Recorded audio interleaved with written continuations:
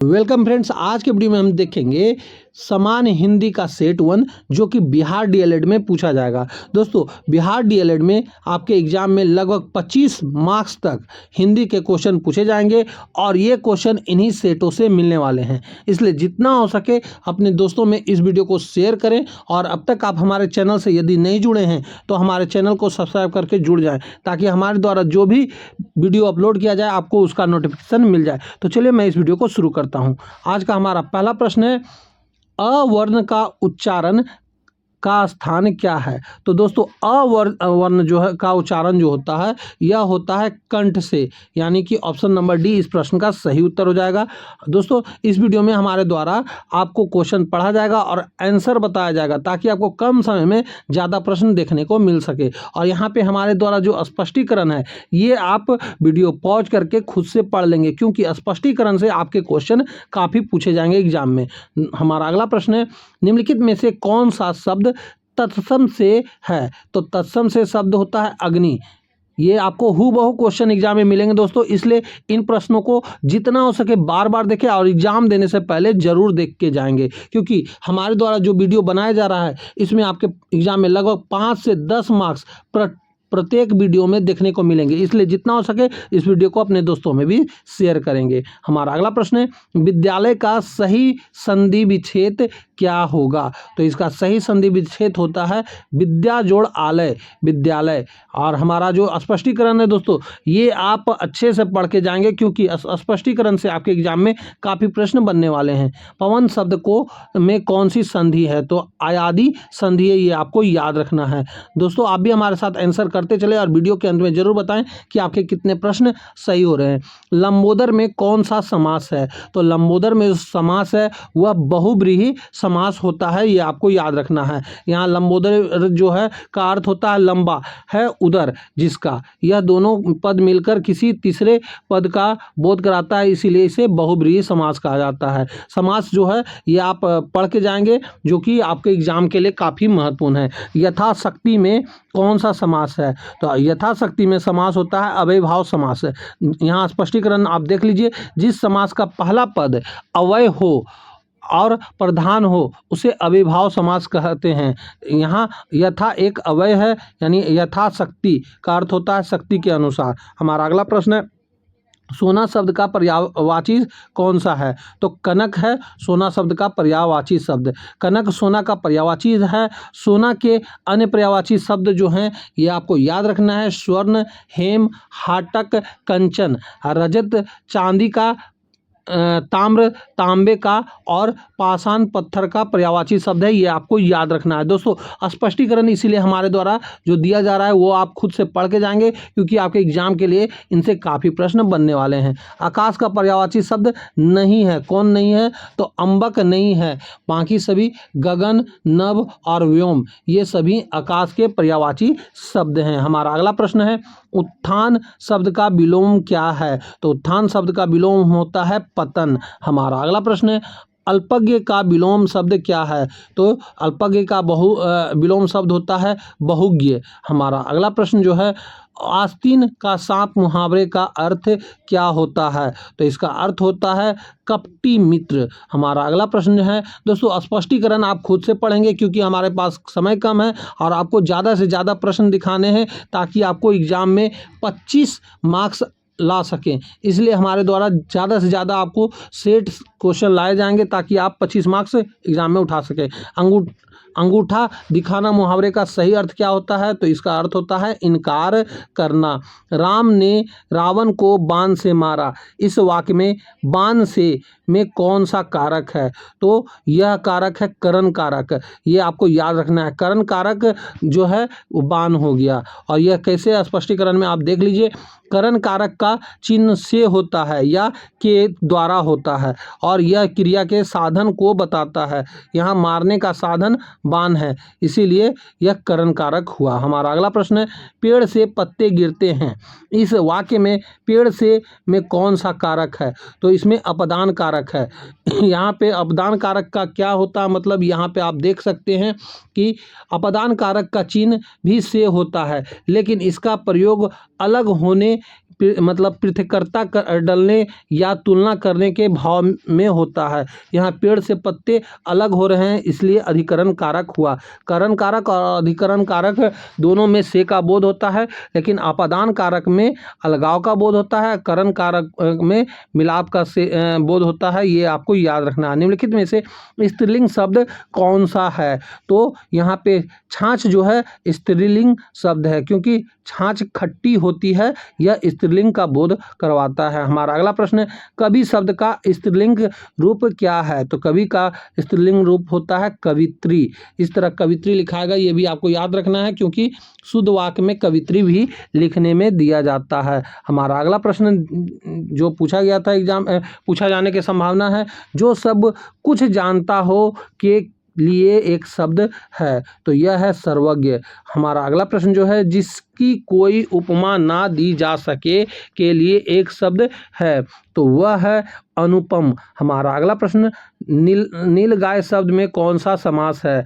तो यहाँ नीलगाय में कर्मधारय समास है, और कर्मधारय का यहाँ स्पष्टीकरण आप देख सकते हैं। नीलगाय का विग्रह नीली है, जो गाय, यहाँ नीली विशेषण है और गाय विशेष है। जहाँ विशेष और विशेषण और विशेष का संबंध होता है, वहाँ कर्मधारय समास होता है। ये आपको याद रखना है, क्योंकि एग्जाम में आपको परिभाषा भी पूछा जा सकता है। हमारा अगला प्रश्न है, प्रत्यक्ष शब्द में कौन सा उपसर्ग है? तो इसमें उपसर्ग होता है प्रति। हमारा अगला प्रश्न है, लिखावट शब्द में कौन सा प्रत्यय है? तो लिखावट शब्द में जो प्रत्यय है वह है आवट। हमारा अगला प्रश्न है, इसका जो स्पष्टीकरण है ये आप देख लें। लिखावट शब्द लिख धातु में आवट प्रत्यय जुड़ने से बना है, इसलिए इसका जो प्रत्यय लगा हुआ है आवट, ये आपको याद रखना है। भाषा की सबसे छोटी इकाई क्या है? तो यह है वर्ण। और हमारा अगला प्रश्न जो है वह है, इनमें से ऊष्म व्यंजन कौन सा है? ये आप याद रखिएगा, क्योंकि यह आपके एग्जाम में क्वेश्चन पूछा ही जाएगा। तो ऊष्म व्यंजन जो है वह होता है तलावी स और मूर्धन्य स, दंत स और ह, ये ऊष्म व्यंजन है। ऊष्म व्यंजन टोटल 4 दिए हुए हैं, ये आपको याद रखना है। हमारा अगला प्रश्न है, अंधे की लाठी का अर्थ क्या है? तो अंधे की लाठी का अर्थ होता है एकमात्र सहारा। हमारा अगला प्रश्न है, निम्नलिखित में से शुद्ध बर्तनी वाला शब्द कौन सा है? तो यहाँ जो आशीर्वाद ये जो लिखा हुआ है, ये आशीर्वाद ये गलत है। आशीर्वाद जो सी नंबर में लिखा हुआ है यह सही है, ये आपको याद रखना है।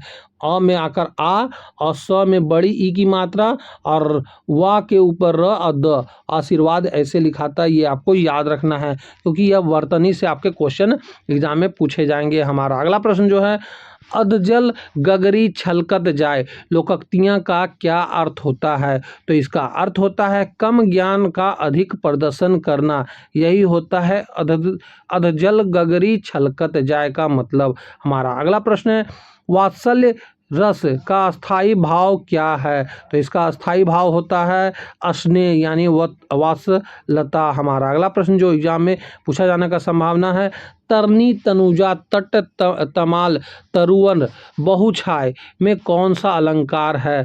दोस्तों यह अलंकार से भी आपके एग्जाम में क्वेश्चन पूछा जाएगा, तो ये इसमें जो है अनुप्रास अलंकार है। यहाँ पे आप स्पष्टीकरण को खुद से पढ़ लेंगे। हमारा अगला प्रश्न है, कनक कनक तेसो गुनी मादकता अधिकाई में कौन सा अलंकार है? तो इसमें जो अलंकार है यह यमक अलंकार है। दोस्तों ये आपको खुद से याद कर लेना है, क्योंकि यही आपके एग्जाम में हूबहू जो अलंकार पूछा जाएगा, इसी तरह के अलंकार पूछे जाएंगे और यही आपको एग्जाम्पल भी दिया जाएगा, इसलिए इसका आप सही आंसर याद रखेंगे। यमक होता है इसका अलंकार, कनक कनक तेसोगुनी मादकता अधिकाई का। हमारा अगला प्रश्न है, चौपाई छंद के प्रत्येक चरण में कितनी मात्राएं होती है? तो इसमें मात्राएं होती है 16, ये आपको याद रखना है। हमारा अगला प्रश्न है, दोहा छंद में कितने चरण होते हैं? तो इसमें 4 चरण होते हैं। हमारा अगला प्रश्न है, अंधकार का तद्भव रूप क्या होगा? तो अंधकार का तद्भव रूप जो होता है अंधेरा होता है, ये आपको याद रखना है। और यहाँ स्पष्टीकरण में अंधकार तत्सम शब्द है जिसका तद्भव रूप अंधेरा होता है। हमारा अगला प्रश्न है, रचना के आधार पर वाक्य के कितने भेद होते हैं? तो इसके भेद होते हैं टोटल 3। रचना के आधार पर कौन कौन? सरल वाक्य, संयुक्त वाक्य और मिश्रित वाक्य। ये आपको याद रखना है क्योंकि यह क्वेश्चन आपके एग्जाम के लिए वेरी वेरी इंपॉर्टेंट है और पूछा भी जाएगा। हमारा अगला प्रश्न जो एग्जाम में पूछा जाएगा, जब तक वह घर पहुंचा तब तक उसके पिताजी जा चुके थे, यह कौन सा वाक्य है? तो इसमें मिश्र वाक्य है। ऐसे मिश्र वाक्य कैसे का पता कैसे लगाते हैं? तो यहाँ स्पष्टीकरण में दिया हुआ है, जिस वाक्य में एक प्रधान उपवाक्य और एक या अधिक आश्रित वाक्य उपवाक्य हो उसे मिश्रित वाक्य कहते हैं।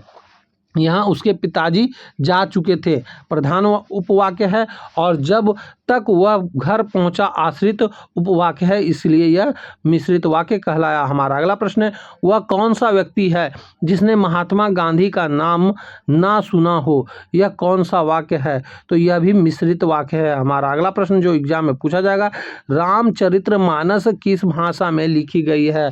तो यह लिखी गई है अवधी भाषा में, यह आपको याद रखना है। हमारा अगला प्रश्न जो है एग्जाम में पूछा जाएगा, पृथ्वीराज रासो के रचनाकार कौन हैं?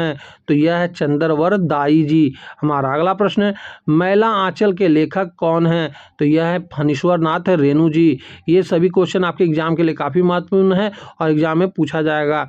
कामयानी महाकाव्य के रचयिता कौन हैं? तो यह हैं जयशंकर प्रसाद जी। हमारा अगला प्रश्न है, हिंदी दिवस कब मनाया जाता है? तो यह 14 सितंबर को मनाया जाता है और पहली बार 1949 में मनाया गया था। हमारा अगला प्रश्न है, ज्ञ वर्ण किन वर्णों के संयोग से बना है? तो ज्ञ और य ये मिलकर ज्ञ बनता है, यानी ऑप्शन नंबर बी इस प्रश्न का सही उत्तर हो जाएगा। हमारा अगला प्रश्न जो यहाँ पे पूछा जाने की संभावना है, निम्नलिखित में से अघोष वर्ण कौन सा है?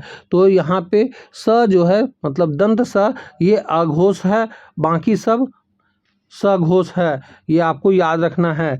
और इसमें जो है प्रत्येक वर्ण का पहला और दूसरा वर्ण तथा स तलाबी स, मूर्धनी स, दंत स अघोष होते हैं, ये आपको याद रखना है। स अघोष वर्ण है, ये इससे पता चलता है। हमारा अगला प्रश्न है, अमृत का पर्यायवाची नहीं है यहाँ कौन? तो रसाल जो है अमृत का पर्यायवाची शब्द नहीं है। रसाल का अर्थ होता है आम होता है।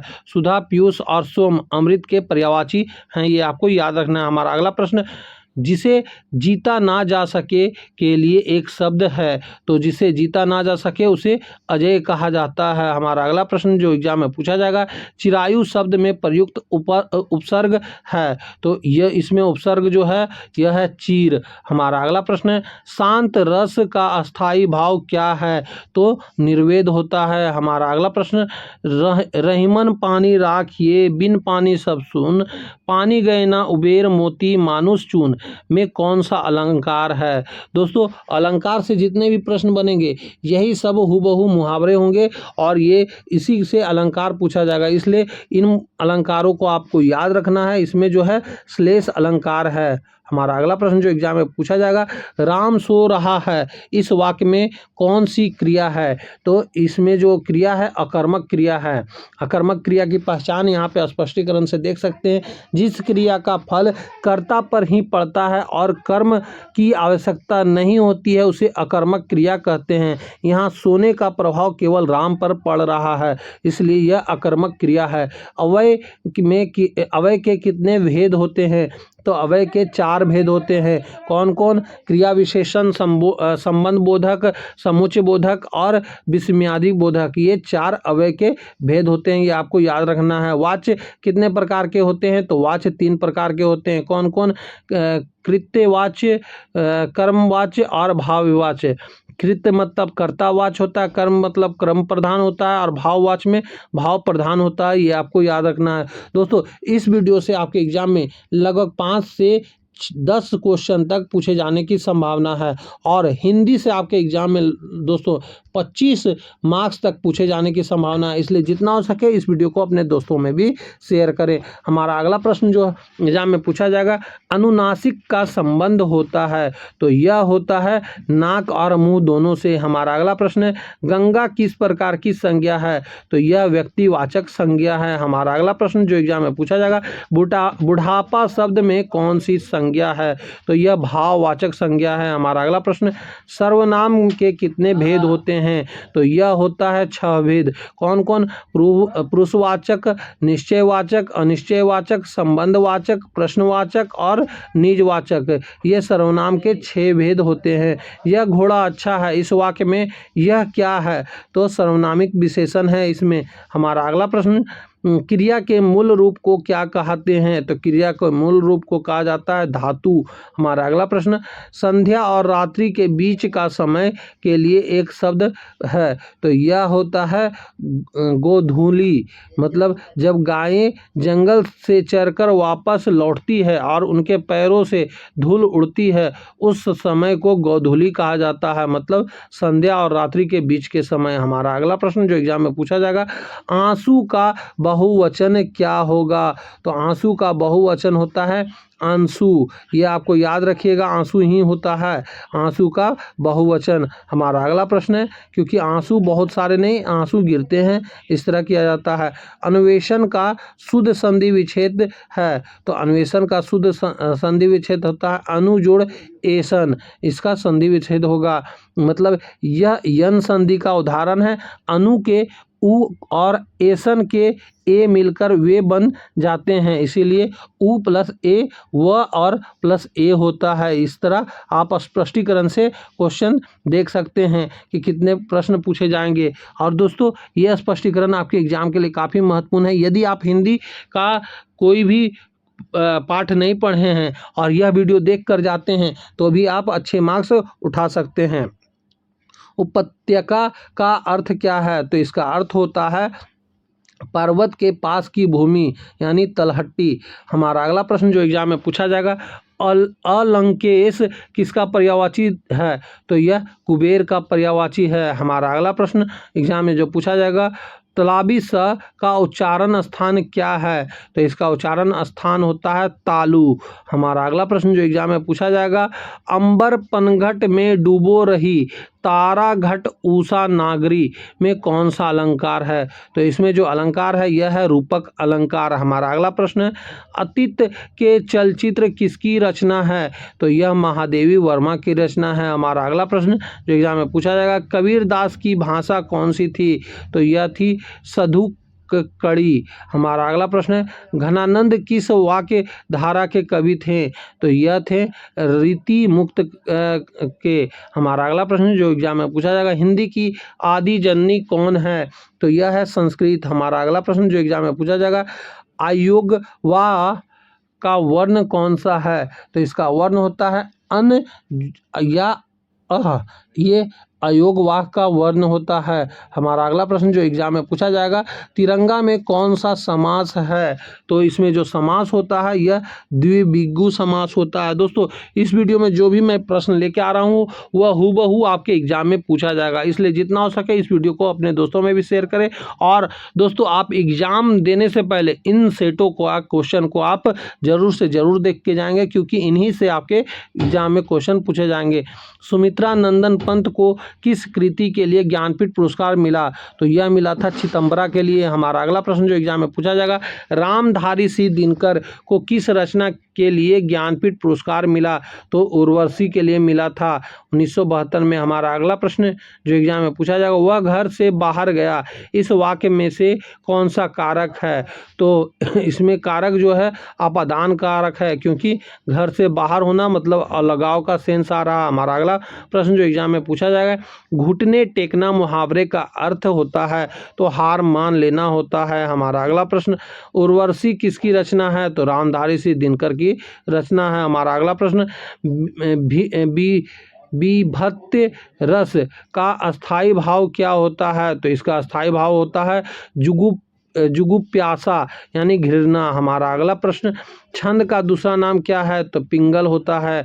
हमारा अगला प्रश्न, मुख मयंक सम मंजू मनोहर में कौन सा अलंकार है? तो इसमें उपमा अलंकार है। हम यहाँ से स्पष्टीकरण आप खुद से वीडियो पॉज करके पढ़ लेंगे। हमारा अगला प्रश्न है, पराजय शब्द में कौन सा उपसर्ग है? तो इसमें जो उपसर्ग है वह है परा। परा जोड़ जय होता से मिलकर बनता है परा, यहाँ पे उपसर्ग होता है। हमारा अगला प्रश्न, कृतज्ञ का विलोम क्या है? कृतधन होता है। हमारा अगला प्रश्न जो एग्जाम में पूछा जाएगा, अनुपम का पर्यायवाची शब्द है? तो यह है अद्वितीय। हमारा अगला प्रश्न, वाक्य के अशुद्ध भाग का चयन करें। राम ने अपनी गलती के लिए क्षमा की भीख मांगी। तो यहाँ पे जो है भीख मांगी, यह क्या होगा? तो यह होगा अशुद्ध वाक्य, ये आपको याद रखना है। तो यहाँ भीख मांगी अशुद्ध है और शुद्ध क्या होगा इसका? तो क्षमा के साथ भीख शब्द का प्रयोग अनुचित होता है। शुद्ध वाक्य होगा, राम ने अपनी गलती के लिए क्षमा मांगी, यह सही वाक्य होगा। निम्नलिखित में से कौन सा एक वचन है? तो तेल यहाँ पे एक वचन है। हमारा अगला प्रश्न, जैसे तेल, पानी, घी, सोना, यह सब द्रव्यवाचक संज्ञा है, समानता एक वचन में प्रयोग होता है, ये आपको याद रखना है। प्राण, दर्शन, आंसू, हस्ताक्षर हमेशा बहुवचन में होते हैं। हमारा अगला प्रश्न, उसने कहा कि मैं घर जाऊंगा, यह किस तरह का वाक्य है? तो यह मिश्रित वाक्य है। हमारा अगला प्रश्न, महोत्सव का संधि विच्छेद है? तो महोत्सव का संधि विच्छेद होता है महाजोड़ उत्सव। हमारा अगला प्रश्न है, हिंदी किस भाषा परिवार की एक भाषा है? तो यह भारोपीय भाषा है। हिंदी, संस्कृत, अंग्रेजी, फारसी, जर्मन आदि भारोपीय इंडो यूरोपीय भाषा परिवार के सदस्य है। शुद्ध वर्तनी का चयन करना है। तो यहाँ पे हमारे द्वारा बोला ही गया था कवित्री, ऐसे लिखाएगा, ये आपको याद रखना है।